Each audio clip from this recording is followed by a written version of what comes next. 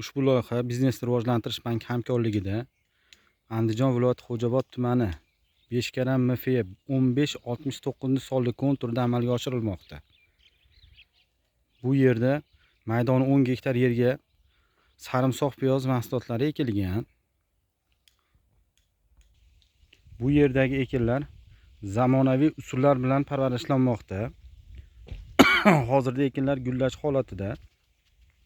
Ekinlarni yetishtirish sentyabr oyidan may oyigacha davom etadi. Yetishtirish jarayonida sug'oriladi, tabiiy va mineral o'g'itlar bilan oziqlantiriladi.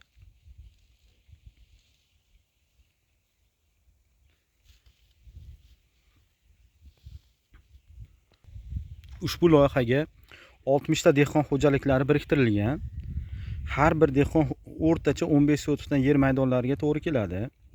Loyihani samarali amalga oshirish uchun lider tadbirkor Ergash ota fermer xo'jaligi biriktirilgan.